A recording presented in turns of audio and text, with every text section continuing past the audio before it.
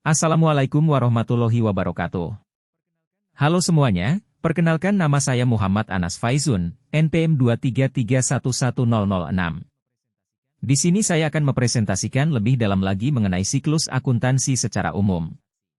Pengertian transaksi.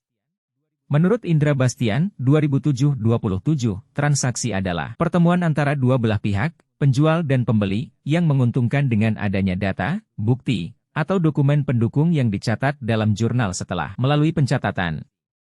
Jenis transaksi. Berdasarkan sistem pembayaran, transaksi dapat dibedakan menjadi 3 jenis, yaitu transaksi tunai, transaksi yang dilakukan dengan cara menyerahkan uang secara langsung kepada pihak yang menerima pembayaran. Transaksi non-tunai, transaksi yang dilakukan tanpa menggunakan uang tunai. Transaksi non-tunai dapat dilakukan dengan menggunakan cek, kartu kredit, kartu debit, atau transfer bank. Transaksi kredit, transaksi yang dilakukan dengan cara meminjam uang dari pihak lain. Transaksi kredit biasanya dilakukan untuk pembelian barang atau jasa dengan pembayaran yang dilakukan secara bertahap. Berdasarkan pihak yang melakukan, transaksi dapat dibedakan menjadi 2 jenis, yaitu transaksi internal, transaksi yang dilakukan oleh pihak yang berada dalam satu perusahaan atau organisasi.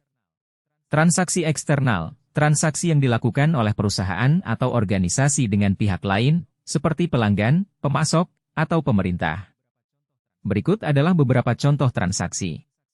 1. Transaksi tunai, membeli barang di toko dengan uang tunai, membayar tagihan listrik dengan uang tunai, dan lain-lain. 2. Transaksi non-tunai, membayar barang di toko dengan kartu kredit, mentransfer uang ke rekening bank lain, dan lain-lain. 3. Transaksi kredit, membeli mobil dengan kredit, membeli rumah dengan kredit, dan lain-lain. 4. Transaksi internal, transfer antar rekening di dalam bank yang sama. Pembayaran gaji karyawan, dan lain-lain. 5. Transaksi eksternal, jual beli barang dengan pelanggan, pembayaran tagihan kepada pemasok, dan lain-lain. Hal yang perlu diperhatikan dalam melakukan transaksi. 1. Hindari memberikan data pribadi kepada pihak yang tidak dikenal atau mencurigakan. 2. Waspadai berbagai modus kejahatan transaksi digital.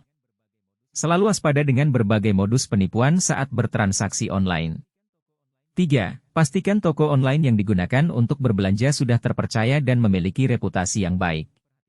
Syarat yang perlu diperhatikan dalam melakukan transaksi. 1. Memiliki akses ke platform atau aplikasi yang digunakan untuk bertransaksi. 2. Memiliki data pribadi yang valid dan terdaftar pada platform atau aplikasi tersebut. 3. Memiliki dana yang cukup untuk melakukan transaksi. Cara memasukkan transaksi ke buku jurnal. 1. Siapkan buku jurnal. Buku jurnal adalah buku catatan yang digunakan untuk mencatat setiap transaksi yang terjadi di perusahaan. Setiap transaksi dicatat secara kronologis dengan menggunakan sistem pencatatan berpasangan, yaitu debit dan kredit. 2. Catat transaksi ke dalam buku jurnal. 3. Tulis tanggal transaksi. Setiap transaksi yang dicatat di buku jurnal harus dilengkapi dengan tanggal transaksi.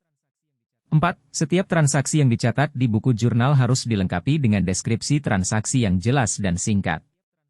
5. Setiap transaksi yang dicatat di buku jurnal harus dilengkapi dengan nominal transaksi yang jelas dan akurat.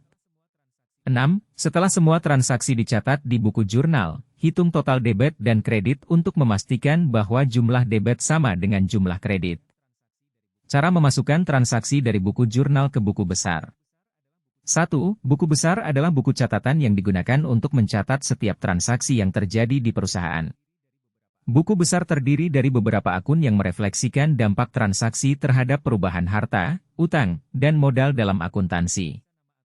2. Periksa nama akun yang didebet dan kredit di buku jurnal. Setiap transaksi yang terjadi di perusahaan dicatat terlebih dahulu ke dalam buku jurnal dengan menggunakan sistem pencatatan berpasangan, yaitu debit dan kredit. 3. Cari nama akun yang sama di buku besar. Jika nama akun tersebut sudah ada di buku besar, maka kita tinggal memindahkan catatan transaksi ke akun tersebut. 4. Tulis tanggal transaksi. Setelah menemukan akun yang sesuai di buku besar, tulis tanggal transaksi di lajur tanggal yang sesuai pada buku besar. 5. Tulis nominal transaksi. Setelah menulis tanggal transaksi, tulis nominal transaksi di lajur debit atau kredit yang sesuai pada buku besar. 6. Catat nomor halaman jurnal.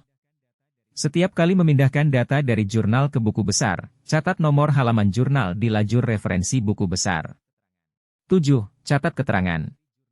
Jika dalam entry jurnal terdapat keterangan atau penjelasan singkat yang relevan dengan transaksi, pastikan untuk memindahkannya ke lajur keterangan yang sesuai di buku besar.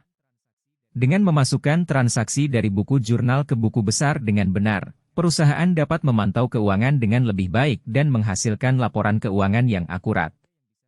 Mungkin itu saja yang bisa saya sampaikan. Terima kasih. Wassalamualaikum warahmatullahi wabarakatuh.